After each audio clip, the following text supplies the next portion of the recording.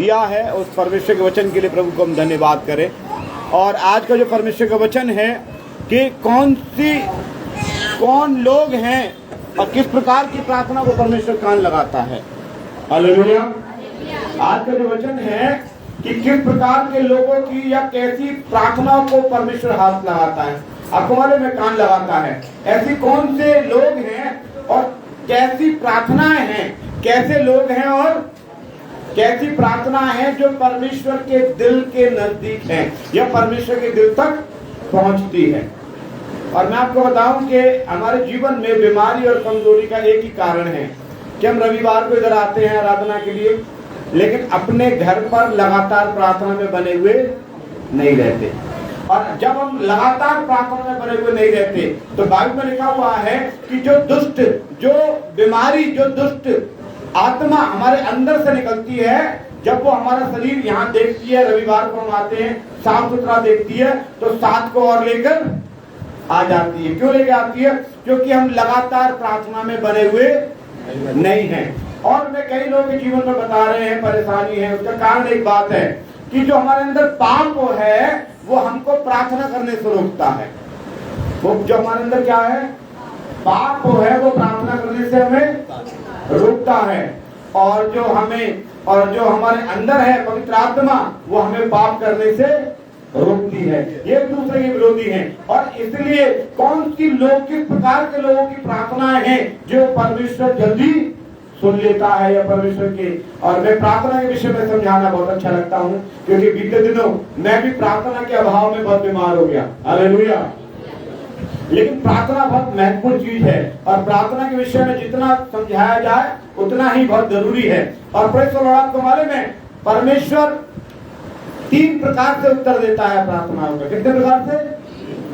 पहला, वो देता हाँ के रूप में। आपने प्रार्थना की, प्रभु ने तुरंत सुन ली। आपने देखा है कुछ आप प्रार्थना करते हैं, परमेश्वर तुरंत सुन लेता है। कुछ प्रार्थना ऐसी होती हैं कि आप कर रहे हैं, परमेश्वर नहीं सुनता। क्यों नहीं सुनता? आप बोलोगे परमेश्वर मुझे हेलीकॉप्टर दे दे, वो सुन लेगा क्या? वो इसलिए नहीं सुनेगा, मुझे मालूम है कि इसको हेलीकॉप्टर को रखने की इसको कैपेसिटी। आप ऐसी प्रार्थना, कुछ हम कभी-कभी ऐसी प्रार्थनाएं करते हैं, इसलिए क्या लिखा हुआ है? पहला, परमेश्वर हाँ के रूप में प्रार्थना सुनता है, दूसरा परमेश्वर ना के रूप में सुनता है, और तीसरा परमेश्वर कहता है थोड़ा इंतजार कर, थोड़ा इंतजार कर। अभी एक क्या हुआ कि मैं एक शादी में था, तो एक मेरे खानदान परिवार के एक व्यक्ति थे, मेरे चाचा लगते हैं। उन्होंने मुझे देखा, मुझे देख के बोलने लगे, अरे पादी साहब। मैंने बोला जी, अरे किसी बच्चे की शादी कर लो, हम भी तुम्हारे बच्चे की शादी देख जाएं। मैंने आमोद को खड़ा कर दिया, तो वो कहने लगे ये इतना बड़ा तुम्हारा लड़का? मैं क्या, अभी तो नहीं, ये 14 साल का है। उसके लिए क्या करना पड़ेगा? शादी के लिए इंतजार करना पड़ेगा।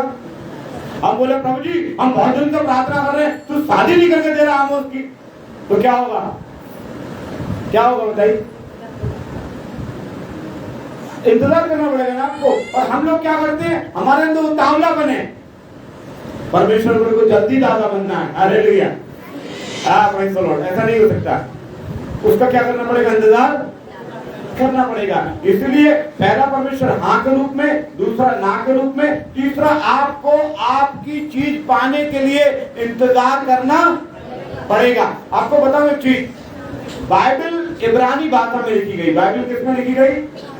और ये पवित्र ग्रंथ बाइबल 2000 भाषाओं से ज्यादा भाषा में लिखी गई है।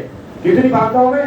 2000। अभी मेरे पास हिंदी है, इंग्लिश भी है मेरे पास, उर्दू भी है मेरे पास, आपको मालूम है। लेकिन परमेश्वर डच में, फ्रेंच में, अरबी में, मलयालम में, तेलुगु में, ब्रज भाषा में भी है मेरे पास बाइबल। कितनी भाषाओं में बाइबल है? 2000 से ज्यादा। कुछ लोग कहते हैं 2032 भाषा में बाइबल लिखी हुई है। लेकिन पहली बाइबल लिखी गई थी यूनानी भाषा में। किसमें? दूसरी बाइबल लिखी गई इब्रानी भाषा में। और इब्रानी भाषा में एक शब्द है मत्ती 7 का 7। आपको मालूम है क्या लिखा हुआ है? मत्ती 7 का 7 में लिखा हुआ है, मांगो तो, ढूंढो तो, और दरवाजा खटखटाओ तो लेकिन इब्रानी भाषा में ऐसा नहीं लिखा हुआ। इब्रानी वाली भाषा में लिखा हुआ है मांगते रहो तो पाओगे। इब्रानी भाषा में लिखा हुआ है मांगते रहो। कुछ लोग प्रार्थना करते, एक दिन करी, 2 दिन करी, 3 दिन करी, एक इतवार करा, 2 इतवार करा, 3 इतवार करा, लेकिन प्रार्थना क्या करना, कंटिन्यू करने की चीज है। प्रार्थना कैसी चीज है, आपको संडे को आकर यहाँ पर प्रार्थना कर लिया, फिर हफ्ते में फिर अगले संडे को आगे कर लिया, या किसी ने उपवास रखा होगा शुक्रवार को तो उपवास वाले दिन कर लिया, नहीं, मांगते रहो तो मिलेगा। मांगते रहो तो। अच्छा, बच्चा कई बार एक बार बोलता है पापा ये चीज दिला दो, हम नहीं सुनते, और वो जिद पकड़ जाए तो है? मगर किसी का भी बाप हो, सबका अच्छे से अच्छा बाप होगा वो भी दिलाएगा, बुरे से बुरा बाप होगा दिलाएगा। कभी कभी नुमाइश वगैरह में जाते हैं ना, तो कोई हमारे साथ होता है, बोलता है पापा ये ले लो, घर पे बहुत रखी है, लेकिन वो कितनी बोलता रहेगा घर पे बहुत रखी है, लेकिन जब एंड होगा ना नुमाइश का, तो उसको लेके जाना पड़ेगा। है? मांगते रहो तो दिया जाएगा, ढूंढते रहो तो पाओगे, और दरवाजा खटखटाते रहो तो खोला जाएगा। इसलिए मेरे प्रियो, प्रार्थना एक ऐसा सब्जेक्ट है, लेकिन मैं बताना चाहता हूँ किन लोगों की प्रार्थना परमेश्वर सुनता है। आइए हम निकालेंगे। नंबर 1, प्रेरितों के काम, उसका 10वां अध्याय, उसका 1 से लेकर 4 तक कोई पढ़े। प्रेरितों के काम, उसका 10वां अध्याय, उसका 1 से लेकर 4 तक।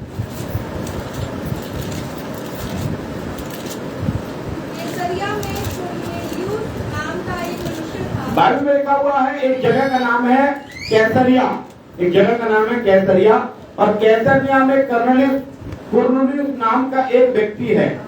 कैसरिया में कुरनेलियुस नाम का एक व्यक्ति है जो इटली का है। इटली का, कहाँ का?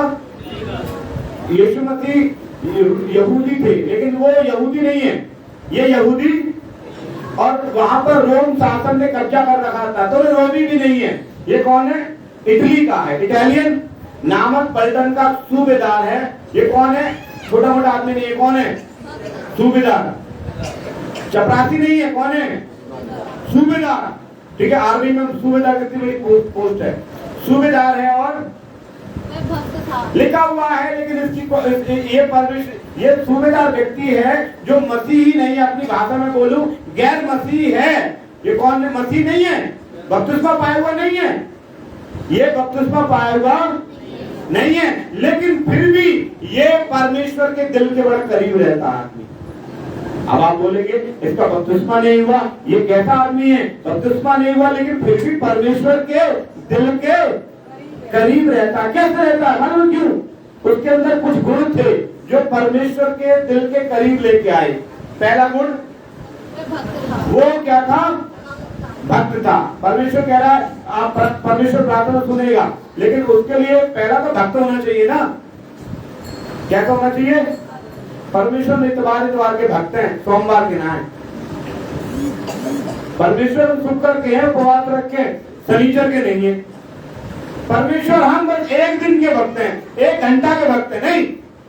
वो लिखा हुआ है नथानिएल के लिए, वो भक्त था अपने सारे घराने समेत, और अपना उसका घर सारा प्रार्थना में बैठता था। कैसा था? प्रार्थना क्यों नहीं सुनी जा रही? सुन लो। हो सकता है आप बड़े बहुत अच्छे भक्त हो सकता है आप बड़े हालेलुया हालेलुया बोलते हो सकता है आप बहुत अच्छे व्यक्ति हो, लेकिन आपका घराना भी है क्या? क्या लिखा हुआ है? घराने का मतलब ये नहीं पूरा खानदान। घराने का मतलब था उसकी पत्नी, उसके बच्चे, उसकी पत्नी, उसके बच्चे। पढ़े जी। वह भक्त था, लिखा हुआ है, पहली बात वो भक्त था, दूसरा अपने सारे घराने समेत परमेश्वर से डरता था। पूरे परिवार समेत उसका बेटा भी डरता था, उसकी बेटी भी डरती थी, उसकी बहू भी डरती थी, उसकी पत्नी भी डरती थी। उसके घर के हर एक व्यक्ति किससे डरता था? उससे नहीं डरता था कि मेरा बाप तो सूबेदार है, ये उठा के बंद कर देगा। नहीं, किससे डर रहे? हाँ, परमेश्वर से डरने वाला परिवार था। नंबर 3 पढ़े। और तीसरी बात इसके अंदर ये थी, भक्त था, परमेश्वर से डरता था, और परमेश्वर के लोग यानी यहूदी लोगों को दान दिया करता था। क्या देता था? आपकी प्रार्थना में कहीं आपके दान तो रुकावट नहीं है कि आप बोल रहे हैं हम प्रार्थना बहुत करते, लेकिन 3 हफ्ता हो गया, आते आते 4 हफ्ता हो गया, लेकिन दान देने का नाम नहीं ले रहे आप बिल्कुल भी। आप सोच रहे हैं प्रभु जो दान की वो आएगी थैली, उसमें 10 रुपए डाल दिया, 100 रुपए डाल दिया, बहुत नहीं। आपको आपकी कमाई में से जो हिस्सा परमेश्वर का है वो हिस्सा भी देना चाहिए। कभी कभी मालूम क्या होता है, एक बार क्या हुआ, मेरे पत्नी ने बोला पाजी साहब मुझे 500 रुपए चाहिए। मैंने बोला नहीं तो 100 ही ले ले, 100 से काम चला ले, कि नहीं मुझे 500 रुपए चाहिए। और 500 रुपए की बात शुरू हुई, उसको कुछ और भी याद आ गया, उसने 1000 रुपए ले लिए। मैंने बोला 1000 रुपए के बारे में कैसे आते हैं? उसने बोला आपकी सारी कमाई में मेरा हिस्सा है। हालेलुया। तो मेरे परमेश्वर का जो मुझे ये कमाई देता है उसका कितना होना चाहिए? छीनने वालों का ज्यादा हिस्सा होता है और देने वाले का हिस्सा कोई रखता ही नहीं है। छीनने वाले का हिस्सा ज्यादा होता है, देने वाले का हिस्सा नहीं है। और आगे बढ़ेंगे, और लिखा हुआ है चौथी बात, और निरंतर प्रार्थना करने वाला व्यक्ति है। कैसा? उसके अंदर क्वालिटी क्या है जो मैं बताना चाहता हूं? वो निरंतर प्रार्थना करने वाला है। इसका मतलब लूका 18:1 में परमेश्वर ने बोला, लूका 18:1 में क्या लिखा हुआ है? हियाव नहीं छोड़ना चाहिए और निरंतर प्रार्थना करना चाहिए। इसका मतलब परमेश्वर उसी की प्रार्थना सुनता है, नंबर 1 जो निरंतर प्रार्थना करता है। हालेलुया। वो व्यक्ति परमेश्वर के दिल के करीब है जो निरंतर प्रार्थना करता है। अब आप सोचिए कितने लोग निरंतर प्रार्थना करते हैं? निरंतर समझते हैं? निरंतर मतलब लगातार कितने लोग प्रार्थना करते हैं? परमेश्वर ऐसे लोग परमेश्वर के दिल के करीब है। मैंने 4 बातें बताई, ये पूरा खानदान के बारे में है। अगर मैं कोई बोलूं कौन सा खानदान परमेश्वर को पसंद है, कौन सा परिवार परमेश्वर को पसंद है? जो परिवार भक्त हो, जो पूरा घर समेत प्रार्थना में बैठता हो, जो परमेश्वर को परमेश्वर का हिस्सा देता हो, दान देता हो, 10वां हिस्सा देता हो, और नंबर 4 जो परमेश्वर से लगातार प्रार्थना करता हो। आजकल लोगों में एक बड़ी गड़बड़ है। एक बार एक घर में मैं गया, एक आदमी बहुत प्रार्थना करता था, बहुत प्रार्थना करने वाला। उसकी पत्नी प्रार्थना नहीं करती, उसका बेटा प्रार्थना नहीं करता, उसकी बेटी प्रार्थना नहीं करती, वो बहुत प्रार्थना करने वाला व्यक्ति था। मैंने उसकी पत्नी से बोला आप प्रार्थना क्यों नहीं करती? तो उन्होंने बोला भाई साहब आपने बाइबल पढ़ी है? मैंने बोला कोई मुझे भी पढ़ा रहा बाइबल। मैंने बोला हाँ बताओ बहन क्या बहुत गड़बड़ है? उसने बोला बाइबल में लिखा हुआ है यदि तू विश्वास करे तो तेरा घराना उतार पाएगा। मैंने बोला एक आयत को लेकर तुमने क्या किया? प्रार्थना करना बंद कर दिया। उनके दिमाग में क्या आया है? एक व्यक्ति प्रार्थना करेगा तो एक व्यक्ति खाना खाएगा, सब खा ले, भूख में सबका पेट भर जाएगा। तू प्रार्थना करे है तो मैं एक व्यक्ति पूरा घराना उद्धार पाएगा। तो मैं प्रेज़ द लॉर्ड। तो पहली बात कैसा परिवार होना चाहिए? ऐसा लोग परमेश्वर के दिल करीब है। पहली पॉइंट ये है जो लगातार परमेश्वर से प्रार्थना करते हैं। कैसे प्रार्थना करते हैं? राहुल कैसे करते हैं? सचिन नाम है ना? सचिन नाम है तुम्हारा? हाँ, सचिन कैसे करते प्रार्थना? बताओ। लगातार रोज सुबह शाम लगातार प्रार्थना करने वाला परिवार परमेश्वर के दिल के करीब है। हालेलुया। अब आप सोचिए, आप जब परमेश्वर के दिल के करीब हैं तो आपको लगातार प्रार्थना करनी पड़ेगी, आपको भक्त बनना पड़ेगा, आपका पूरा घर प्रार्थना में बैठना पड़ेगा, आपको परमेश्वर का हिस्सा जो दान है वो देना पड़ेगा। नंबर 4 लगातार प्रार्थना करना पड़ेगा। यानी कि मेन पहला पॉइंट क्या है? लगातार प्रार्थना करने वाला परिवार। नंबर 2 पर देखेंगे हम यशायाह उसका 38 अध्याय उसका 10 वचन, यशायाह 38 अध्याय निकालेंगे। यहाँ पर आप पढ़ेंगे 1 से 3। यशायाह 38 का 1 से 3 पढ़े। उन दिनों में हिजकिय्याह ऐसा रोगी हुआ, एक व्यक्ति, एक राजा है जो बीमार हो गया। एक राजा, मैंने बताया था अभी शुक्रवार को, एक राजा था हिजकिय्याह जो बीमार हो गया। वो क्या हो गया? बीमार हो गया। और बाइबल के जानकार बताते हैं उसको कैंसर हो गया था। क्या हो गया? कैंसर। अब मुझे नहीं मालूम, लेकिन बाइबल के विद्वान बताते थे ऐसा फोड़ा हुआ था, ऐसा फोड़ा हुआ कि वो मरने वाला फोड़ा। कैंसर को कहते हैं, कैंसर फोड़ा ही तो बोलते हैं कैंसर को। ऐसा फोड़ा हो गया कि वो मरने पर था। और बाइबल में लिखा हुआ है कि वो मरने पर था। कैसी बीमारी हो गई? मरने वाली बीमारी हो गई। हम थोड़ा सा पहले उसको पढ़ के खत्म करेंगे। सॉरी, मैं उसको आगे बढ़ गया। फिर तो काम 10 अध्याय का 1 से 4 तक पूरा पढ़ लीजिए। सॉरी। उसने दिन के तीसरे पहर के निकट दर्शन के स्पष्ट रूप में ऐसे देख। बाइबल में लिखा हुआ है वो सारे भक्त था, सारे घराने समेत परमेश्वर से डरता था, दान देने वाला था, निरंतर प्रार्थना करने वाला व्यक्ति था। एक दिन दोपहर में वो अकेला भी प्रार्थना कर रहा था। दर्शन के रूप तो दर्शन के रूप में एक फरिश्ता आया और फरिश्ता ने आकर उससे कहा, हे कुंडली सुन, तेरी दान और तेरी प्रार्थना परमेश्वर के सामने पहुंची है। पर मैंने क्या बताया, वो दिल के परमेश्वर करीब था। तो परमेश्वर खुद ही उसको उत्तर देने आया कि देख, तुम मालूम है तेरी दान और तेरी प्रार्थना कहाँ पहुंची है? तो क्या वो परमेश्वर को दान देता था क्या? यहूदियों को देता था, लेकिन पहुंचा कहाँ पे? परमेश्वर के पास। वो कह रहे हैं भाई साहब तो बहुत बढ़िया बढ़िया कपड़े पहनने, बड़ी एसी लगा रहे, हमारे दान से ही हो रहा सब कुछ। तो ऐसा सोचा ना, तुम्हारा दान यहीं पे सारा। अगर तुमने सोचा कि मैंने इनको दिया वो सीधे उधर जमा हो गया हमारे अकाउंट में। हमारा अकाउंट है, सबका एक अकाउंट है ना स्वर्ग में। हालेलुया। हमारे अकाउंट में जमा हो गया, ऐसा सोच लिया आपने, तो आपके अकाउंट में ही जमा हो जाएगा। हालेलुया। वहां स्वर्ग में सबका अकाउंट है। आपको मैं एक कहानी बता रहा हूँ एक दान के विषय में। एक कहानी है, एक सच्ची कहानी है, कोई गलत कहानी नहीं है। एक यीशु मसीह के 12 चेले थे। कितने चेले थे? 12। मैंने सुना है इस कहानी को किसी परमेश्वर दास से। एक 12 चेले थे और 12 चेले में से और जो एक चेला था उसका नाम था थोमा। क्या नाम था? थोमा। और थोमा के विषय में मैंने ऐसा सुना है, पढ़ा नहीं है, कहीं सुना है कि वो थोमा क्या करते, एक नक्शा, वो मकान बनाने वाला, मकान का नक्शा या आर्किटेक्ट को क्या बोलेंगे? आर्किटेक्ट को क्या बोलेंगे? आर्किटेक्ट, इंजीनियर, मकान बनाने वाला है, सिविल इंजीनियर बोल सकते हैं। आर्किटेक्ट था वो मकानों के नक्शे वक्शे मकान वगैरह बनाया करता था। यीशु मसीह की मौत हुई, यीशु मसीह जिंदा हुए और स्वर्ग पर चले गए। अब यीशु मसीह स्वर्ग पर चले गए तो उन्होंने बोला अब तो हमारा कोई गुरु नाम कहाँ जाए, कहाँ बैठ गए। और वो पुराने काम में जो आर्किटेक्ट का काम था, मकान बनाने का काम था, उसमें लग गया। जब आर्किटेक्ट के काम में थोमा लग गया तो वहां के राजा ने क्या किया कि उसको बहुत सा पैसा दिया। एक सपना देखा राजा ने सपना क्या देखा कि एक बहुत बड़ा महल है, पानी के इर्द गिर्द चारों तरफ पानी है और वहां पर बीच में एक टापू है, टापू में बहुत बड़ा महल है।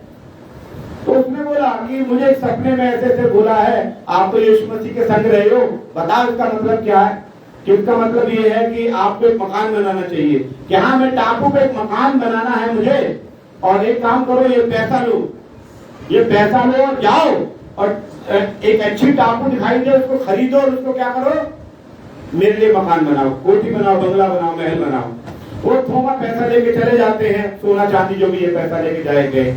और जब एक खोजते गए, एक टापू मिला उन्हें, और एक टापू में उन्होंने जैसे उतरे तो उन्होंने क्या देखा, वहां पे भूखे नंगे लोग हैं, बड़े करहारे हैं लोग, बड़े परेशान है लोग। उन्होंने बोला अरे ये पैसे की जरूरत तो इनको बहुत ज्यादा है।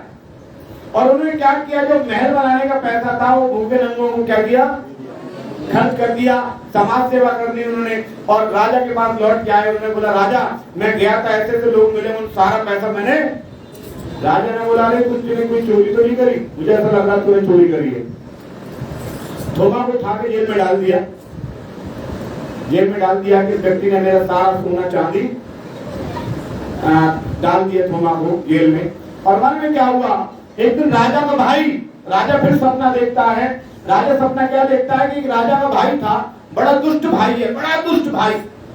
उस दुष्ट भाई ने क्या किया, रात को सपने में कह रहा है कि उस राजा का नाम लेकर के, देख मैं जब स्वर्ग में आया तो परमेश्वर ने मुझे जगह जगह दिखाया, तो मैंने बहुत बड़ा महल देखा और मैंने बोला प्रभु ये महल किसका है? उसने बोला तेरे भाई का ये महल है। तो उसने बोला मेरा भाई तो इतना दुष्ट है कि उसने प्रभु के दास को जेल में डाल दिया है, उसका कोई महल कैसे बनेगा? तो उसने बोला उसका जितना पैसा यहाँ पर उसने गरीबों के लिए दिया ना थोमा ने, उससे मैंने यहाँ महल वो बनाने के लिए सोचा था, वहां पर महल में परमेश्वर ने बना दिया। उसने अपने उसको बताया सपने में बताया। उसने सुबह उठा, थोमा को निकाला, फिर बहुत सा पैसा दिया।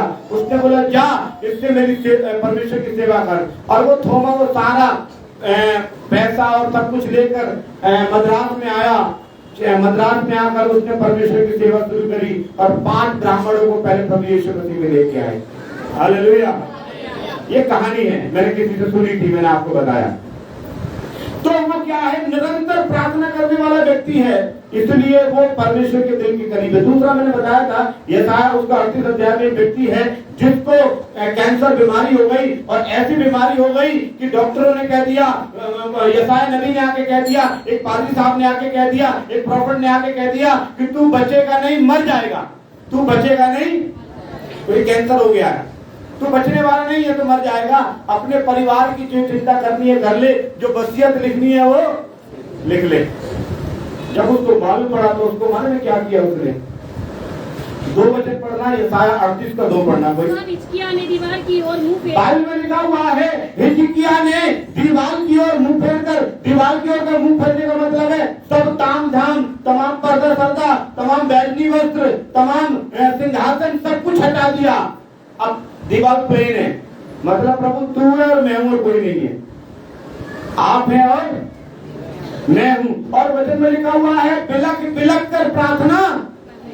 जब वो बिलक बिलक कर प्रार्थना करे तो वचन में क्या लिखा हुआ, आगे पढ़े, वही तो लॉर्ड आप पढ़े, 4 और 5 वचन पढ़े। तब यहोवा का यह वचन यशायाह के पास पहुंचा, तब यहोवा का ये वचन यशायाह के पास पहुंचा, हिजकिय्याह से है, जाके हिजकिय्याह से कह दे, मेरे मूल पुरुष दाऊद का परमेश्वर जी यूं कहता है कि मैंने तेरी प्रार्थना सुनी और तेरे आंसू देखे हैं। अभी हमने उससे पहले पढ़ा, तेरी प्रार्थना सुनी और तेरे दान पहुंचे हैं।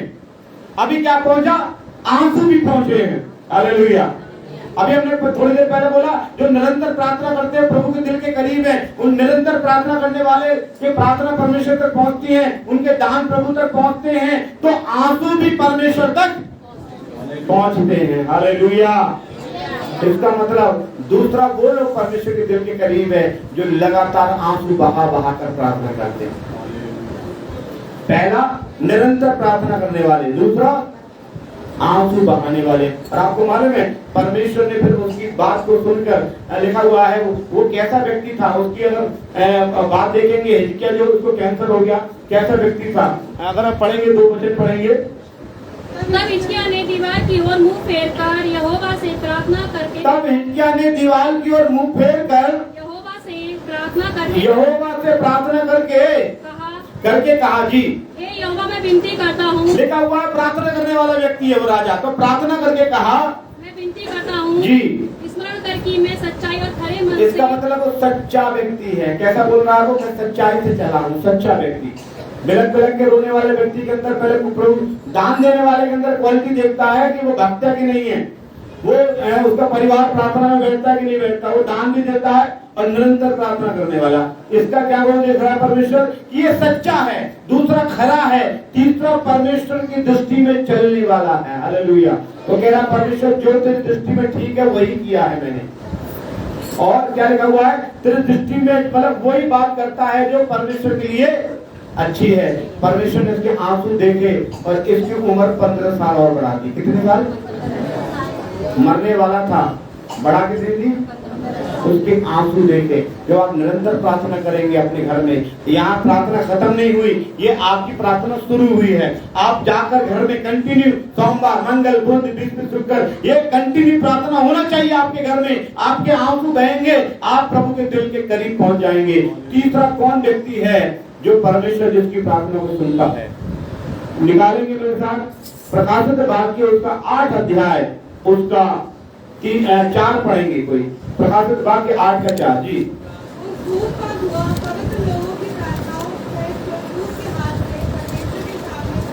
लिखा हुआ है, ये क्या लिखा हुआ, धूप, धूप का धुआं। ये धूप का मतलब क्या है, मैंने पहले लोग धूप जलाया करते थे, आज भी लोग धूप बत्ती जलाते नहीं जलाते? अरे जवाब दो हाँ या ना। हाँ, धूप बत्ती जलाते हैं ना, लेकिन हम अब किसी व्यक्ति ने मुझसे बोला, अरे तुम लोग सही हो, ईसाई लोग, तुम्हारा कुछ खर्चा ना होवे, ना अगरबत्ती जलाओ ना धूप बत्ती जलाओ। तो बाइबल में लिखा हुआ है हमारी धूप बत्ती कौन है मालूम है? बाइबल में लिखा हुआ है प्रार्थना ही हमारी धूप बत्ती है। घुटने पर प्रार्थना ही हमारी क्या है? धूप बत्ती है। कुछ लोग कहते हैं तुम्हारी धूप बत्ती कैसी है? हमारी प्रार्थना ही हमारी क्या है? धूप बत्ती है। एक वचन कोई निकाले, इसको स्टॉप करके एक वचन और भी निकाले, फिर इसको पढ़ना है। निर्गमन 30 अध्याय का 37, 30 का 37 क्या बोलेंगे? 37, 30 का निर्गमन 30 अध्याय 37 वचन। जो धूप तू बनवाएगा मिलावट से उसके समान तुम लोग अपने लिए लिखा हुआ है परमेश्वर कह रहा जो धूप तू बनवाएगा उसमें मिलावट नहीं। मतलब धूप बनती थी अलग अलग चीजों से, फूल पत्ती इत्र वित्र पता नहीं किससे धूप बनती थी। परमेश्वर कह रहा तेरी धूप में यानी तेरी प्रार्थना में मिलावट होने वाला। आजकल हमारे बहुत से लोग मिलावट करते हैं प्रार्थना में। मैंने एक को देखा प्रार्थना करने के लिए, मैंने बोला प्रार्थना करो, उन्होंने मुंह बना प्रभु जी। अरे मैंने बोला ऐसा क्यों मुंह बना रहे हो? वो कह रहे वो हम हो सकता है वो दुखी होकर प्रार्थना करेगा तो प्रभु सुन लेगा। प्रभु जी नोट, आप मुंह नहीं बनाए। मतलब आपकी प्रार्थना में बनावट नहीं होना चाहिए। आप दुखी हैं तो आपका चेहरा अलग भाषा बोलेगा, आप खुशी है तो आपका चेहरा। मैंने कई पादरी लोगों को भी देखा, कई लोगों को भी देखा है वो प्रार्थना करने में 2 मिनट में ऐसा बन जाएंगे। मैंने ऐसा देखा है। एक बार मैंने बोला एक पास्टर को देखा तो मैंने बोला प्रार्थना करने के विषय में देख रहा था उनको, अगर प्रभु जी हम प्रार्थना करते हैं। मैंने बोला कौन सी भाषा आ गई इनकी, कौन सा वो बदल गई 2 मिनट में? नहीं वो मिलावट नहीं होना चाहिए प्रार्थना में। प्रार्थना जैसी है, कोई लोग आंसू बहा लेते हैं 2 मिनट में और 2 मिनट में हंसने लगते हैं। पता नहीं कौन सा उनके अंदर कौन सा केमिकल है, क्या है, मुझे नहीं मालूम। प्रार्थना में कोई मिलावट होना ही नहीं चाहिए। प्रार्थना जैसी आती है वैसा ही करना चाहिए। हालेलुया। प्रार्थना में कोई मिलावट नहीं होना चाहिए। उसका 31 का 11 भी पढ़ना, निर्गमन 31 का 11 पढ़ना जी।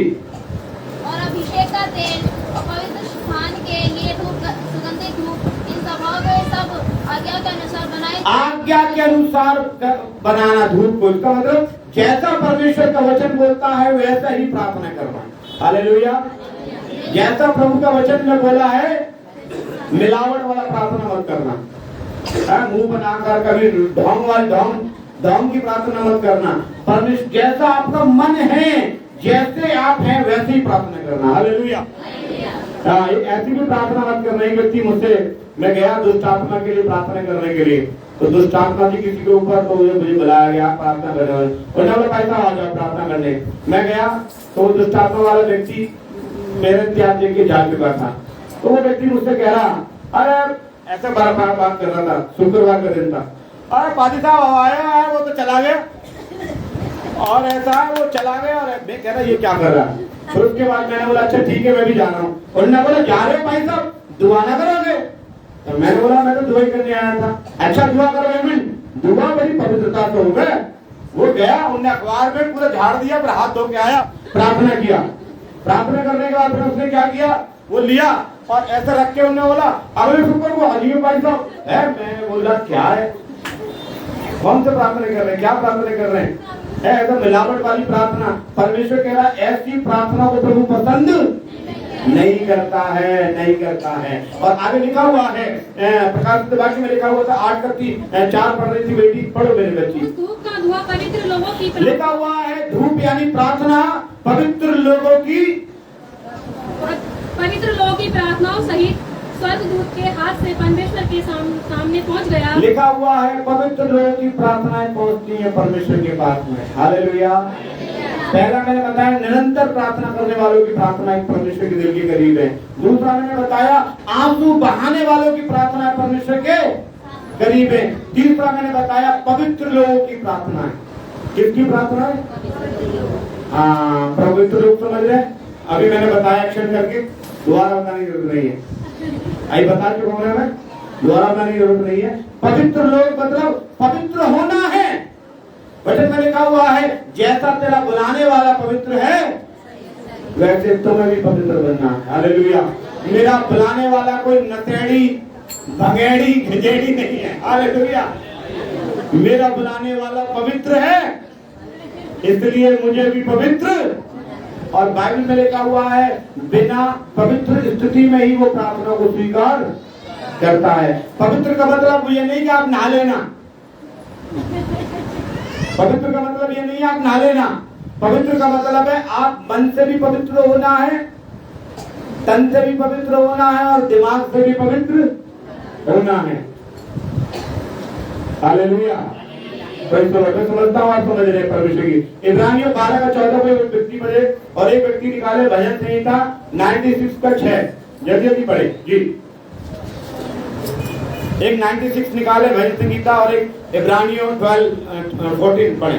सबसे मेल मिलाप रखो, लिखा हुआ है सबसे मेल मिलाप रखो और उस पवित्रता के खोजी बनो, जिसके बिना कोई प्रभु को जिसके बिना कोई परमेश्वर को, परमात्मा को, प्रभु यीशु मसीह को देख। इसका मतलब पवित्र व्यक्ति देख सकता है। उस पवित्रता के खोजी बनो। आपसे और मेरे से परमेश्वर वचन कह रहा है सैमुअल तू उस पवित्रता का खोजी बन जिसके बिना तू परमेश्वर को देख नहीं सकता। हालेलुया। 96 का 6 में क्या लिखा हुआ है? उसके चारों ओर वैभव और ऐश्वर्य है। हाँ। उसके पवित्र स्थान में सामर्थ और शोभा है। लिखा हुआ है उसके पवित्र स्थान में सामर्थ और, इसका मतलब ये है उसके पवित्र स्थान में भी आओ ना तो पवित्रता के साथ ही आओ। हालेलुया। वो ऐसे पवित्र गलत सोच के साथ मत आना। हालेलुया। तो परमेश्वर आपको पवित्रता होगा तो परमेश्वर आपकी प्रार्थना को सुनेगा। नंबर 4 पढ़े, उसके बाद हम समाप्त करेंगे। एक मैं बताना चाहता हूँ नंबर 4 के एक शहर था, एक शहर था, उस शहर का नाम था नीनवे। क्या नाम था? नीनवे। और नीनवे शहर में परमेश्वर ने योना को भेजा था कि तू जाकर मेरे लोगों को प्रचार कर। क्या कर? और उनको बता कि तुम अपने पापों की क्षमा मांगोगे, पश्चाताप करोगे, उपवास करोगे तो परमेश्वर तुम्हारी सुनेगा। उन्होंने बोला अरे बड़े तो ठीक लोग हैं, वो सुनेंगे ना। वो गया ही नहीं, परमेश्वर का दास गया नहीं। वो आपको मालूम है कहानी, वो पानी के जहाज में चला गया, पानी के जहाज में भी नीचे छुप गया। नीचे छुप गया, समुद्र में क्या आने लगी? लहरें आने लगी। लहरें आने लगी। लोगों ने उनके लोगों जो भी थे उनके तंत्र मंत्र करने वाले उन्होंने नाम डाले कि आखिर ये समुद्र शांत था, आखिर लहरें कैसे आने लगी बिना मौसम के। तुमने नाम डाला तो उसने बोला एक आदमी है जो परमेश्वर से भागा है, जो कहाँ है कि नीचे है। उन्होंने बोला आपको पकड़ के समुद्र में डाल दो ताकि समुद्र शांत हो जाए। उसको उठा के क्या कर दिया? योना नबी को समुद्र में डाल दिया। और समुद्र में डाल दिया, क्या हुआ? एक बड़ी मछली आई और उसको खा नहीं गई, निगल गई। क्या गई? निगल गई। और वो मछली के पेट में प्रार्थना करता है, प्रभु अब चला जाऊंगा, वहां जाकर प्रचार करूंगा। अगर रिंकू का राजा वहां जाकर प्रचार आया, मैं वहां जाकर प्रचार करूंगा। उन्होंने बोली देख 3 दिन तक रहा। कितने दिन तक? 3रे दिन मछली ने उसे समुद्र के किनारे पर लाके क्या किया? उबल दिया। उबल दिया। उन्होंने बोला प्रभु का धन्यवाद, अब नहीं प्रचार करूंगा। एक पेड़ सा था, पेड़ के नीचे जाके वो बैठ गया। पेड़ के नीचे जैसे बैठ गया, पेड़ सूख गया। उसे बड़ी गुस्सा आई। उसे जब गुस्सा आई कि ले मेरे बैठती सूख गया पेड़, तब उसने बोली कि ये पेड़ क्या तुमने लगाया है, तू इस पर गुस्सा कर रहा है? परमेश्वर ने बोला मेरे लोग नाश हो रहे, मेरे लोग बर्बाद हो रहे हैं, मुझे कितनी उनके दिल के उनके प्रति कितनी अंदर क्या है, उनके दया है, भावना है। क्या मुझे गुस्सा नहीं है कि तू प्रचार करने नहीं जा रहा? हालेलुया। इसका मतलब परमेश्वर की एक एक जान की, एक एक आपकी, एक एक लोगों की बड़ी वैल्यू है। हालेलुया। यीशु मसीह आप बहुत महत्वपूर्ण है यीशु मसीह की नजरों में। इसलिए प्रेज़ द लॉर्ड। उन लोगों ने क्या, कितने लोग थे मालूम है? 1,20,000 लोग। कितने लोग? तो उन्होंने आके प्रचार किया। योना 3 अध्याय का 10 वचन पढ़ो, जल्दी नहीं, एक वचन पढ़वाएंगे बस। योना 3 का 10, योना 3 का 10, कोई भी पढ़े। योना 3 का 10 जी पढ़े।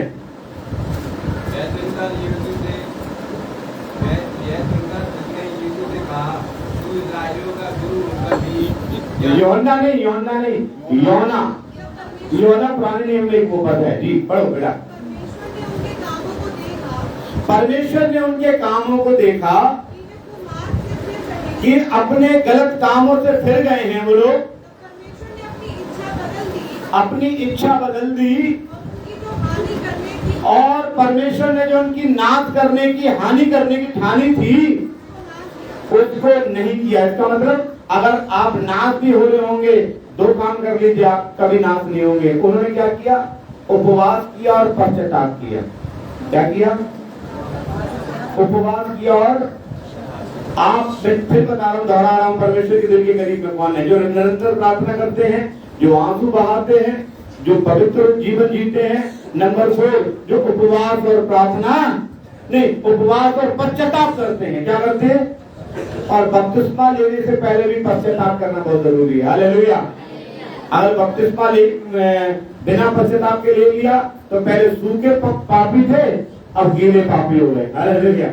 गीला पापी बनने की जरूरत नहीं। आप 10 साल 50 साल मत रहो, लेकिन जब तक मन ना फिरा हो तब तक बपतिस्मा से कोई ईसाई नहीं बनता। हालेलुया। कई लोग कहते हैं बपतिस्मा लेके ईसाई बन जाते हैं। यीशु मसीह ने बपतिस्मा लिया था, वो कौन बन गए? मैं हमेशा लोगों से कहता हूँ, लोग कहते हैं बपतिस्मा लेके पाए ईसाई बन जाएंगे, तो मैंने बोला यीशु मसीह ने तो लिया था, वो कौन बन गए? ईसाई। और ईसा शब्द पूरी बाइबल में नहीं है। आपको मालूम किसी को? हेलो, ईसा शब्द बाइबल में नहीं है। ईसाई शब्द बाइबल में है, मसीह शब्द है। हम लोग कौन है? यीशु मसीह के मानने वाले मसीही लोग हैं। हालेलुया। तो क्या करना है? उपवास और पश्चाताप करने वाला व्यक्ति। याकूब 5:16 पढ़े। याकूब 5:16 जी। याकूब 5:16